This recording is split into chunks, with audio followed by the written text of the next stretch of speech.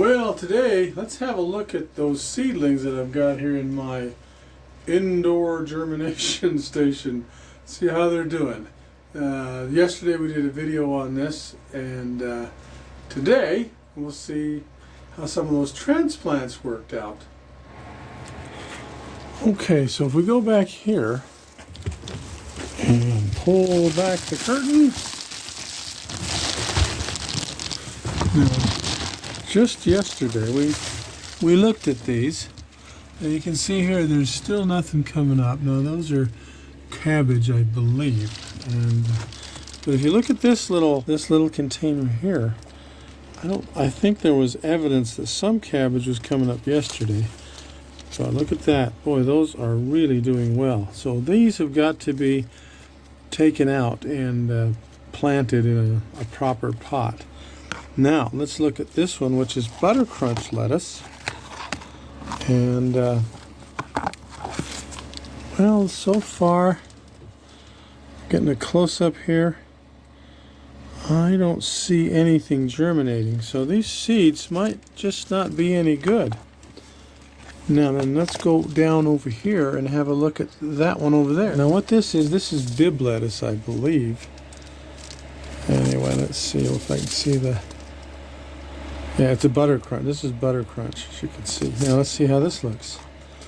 Oh yeah, that's coming up. Now some of these need to be moved. Now yesterday I took some out and put them in here, and these look pretty good right now. Looks like all of them have come up, or at least they're responding. So what I'm going to do is you take all of these out of here and put them in their own little crat key container. We'll let them go from there, because if they go much longer in here, they're going to grow out of. Well, I guess these can grow out quite a bit longer. Actually, we'll leave them in here. But these got to come out because they've got to be put somewhere. Okay, so now if you look at this, these are Copenhagen cabbage, and I put these in the 9th of February, so about a week ago, I guess. And well, yes, a week and a half, and I don't see anything coming up here. Now these are the same kind of cabbage from the same seed packet, Copenhagen Market Early, but look at that. These are really coming up. So what I need to do is I'm going to transfer these over to these pots, because these are going to have to go outside into another planting container that these kind of pots will fit in just fine. So what we'll do is I'll take a little pencil here and make kind of a divot in here, and we'll pull this one out, pull these out one by one in there, and see if we can get them started in here. So I've got 8 of them planted over here, and hopefully they'll come up, and I still have quite a few left, and there might even be a few more seedlings coming up. So I'm going to put these in another container that's going to go into the aquaponics. Well, now yesterday I was adjusting the pH here in the grow beds here, these aquaponic grow beds, and if you recall, I poured a bunch of this stuff in it, which is muriatic acid, and if you remember, the pH was almost 8, something like that, 7.6, 7.7. Which isn't terrible, but it's a little bit on the high side, which I don't like. I like it to keep right around 7. And this morning, when I came in here and measured the pH with my little pH color tester, my little pH kit, it was right on 7 as far as I could tell. So the pH is properly adjusted. Now, remember the other thing was the dissolved solids. Now the dissolved solids is an indication of how much fertilizer you have in the water. Now it doesn't tell you what kind of fertilizer. I mean, you could get a reading and it looks like, oh, that's where it ought to be, and you maybe have way too much potassium but not enough of magnesium or something else. So it's not going to tell you that, but it'll tell you the addition of everything you've got in there is about right. So what we're going to do now is work on that. If you remember yesterday, The parts per million reading was about, I think it was 380 or something like that, which for this system, an aquaponic system, that's a bit low. So what we're going to do is work on that today. And what we're going to do to raise that up is really quite simple. Just put some of this in here. Now, I'm not getting a kickback off these guys or anything, but this works. It's Miracle Grow and it's just powder. And again, you have to kind of know about how much to put in because of this large system. Now, this is not meant for aquaponics, but I use it and it seems to work just fine. Now, there's something that Miracle Grow doesn't have in it as far as I can tell, and that's magnesium. And so, you know, you go to the pharmacy and you can get what they call Epsom salts, which is just magnesium sulfate. And I guess they use these for, you know, foot baths and things like that, and I guess for some other medicinal purposes. But I mean, a bag like this is, I don't know, a couple of bucks, so it's not too bad. Remember down here this pipe, what I do is I just put a bunch in here, and again, I'm winging it because, you know, I kind of know how much it needs just because I've done this so much. What I'm going to do is maybe put about, half of what's left in this package. And just pour it in here. And you'll see in here how it comes out over here, and you see it's starting to suds up. And if you look really careful, you can see the water's turning slightly blue over there where the water comes back in. Anyway, so what's going to happen is this is going to be mixed in the pond here really good, and then it's going to be pumped back out into the system, into all these aquaponic floating rafts set up. And then we're going to measure it later on and see how we've done. If we've gotten, what I want to do is get the dissolved solids up to about 1,000 or in that neighborhood. Not much over that, but about that much. Now, let me grab a little bit of this. Now the magnesium, the Epsom salts, you don't need much. And this system has about 1,000 gallons in it or something like that. So this is what I'm going to put in here for Epsom salts. So what we'll do is we'll let that mix around in the system, and we'll see what we get, and let's see if we have to do any more adjusting. And then we'll be kind of ready to put some cold tolerant plants out here. Now I have some lettuce, and I can put out here lettuce sprouts, but I'm not too sure it's not too cold in there. It still freezes just about every night. And lettuce can tolerate freezing, but it's just not a good idea to do that on purpose if you can help it.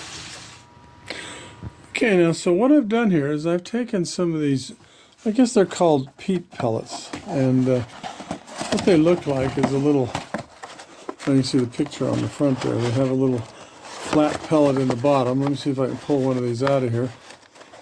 Anyway, it's harder. Anyway, they look like that.